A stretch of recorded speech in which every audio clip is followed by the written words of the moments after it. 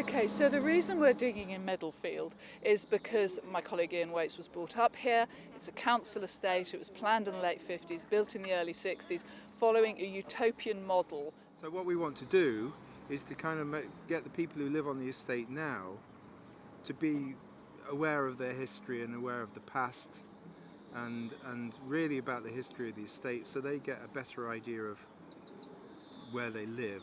5 bags of fines in. We will swap your bag of fines for a bag of Haribo.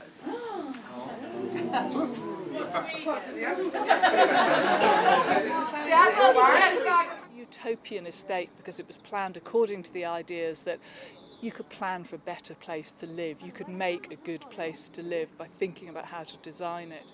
Well, at the moment I'm just taking the turf off, then they'll come round and test for any cables and pipes.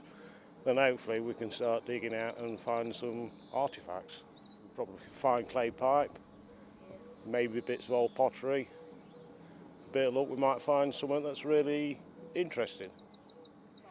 When I was young, I used to live on Privy Close, and an old lady that used to live on the street where we lived, she used to tell us all sorts of stories, and she told us that it was built, we were living on a burial ground. When you're a little girl, that's like, wow. They were planned for people to stay put and not to be this kind of transient thing about sort of moving and kind of, you know, waiting for the house to kind of grow in value and then moving on. That's an oyster shell. Okay, nowadays, if we buy oysters, they're really expensive, really expensive. What, these are expensive?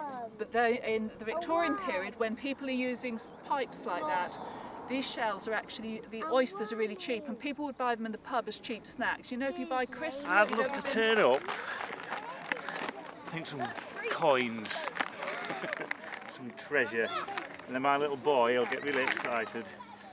Failing that, he wants some bone, which we found already. And maybe some bits of clay pipe. I found quite a bit of that in it.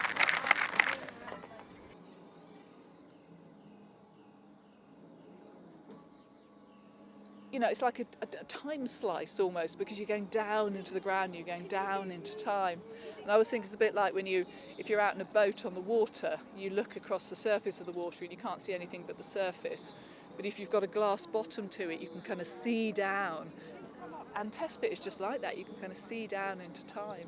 And it's just amazing. You know, we've got so much stuff coming up. But what is really interesting is the material culture, you know, the stuff from the last 50 years. Like household implements, like this is from packaging from a Parker pen. So someone's been tipping the rubbish on it at some point. Yeah.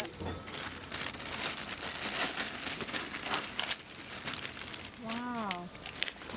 Quite a few bits of clay pipe as well. Castly.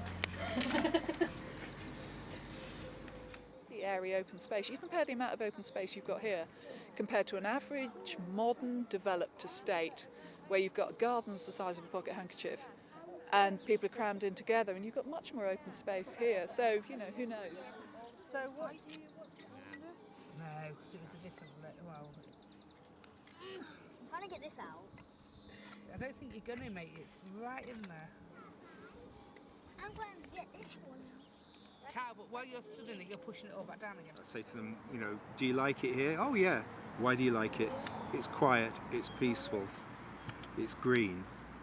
So in that respect, you know, they're seeing exactly what I saw of it when I was a kid. So it's about keeping the kind of flame really about social housing, council housing, that people need this sort of thing. They need it more than ever.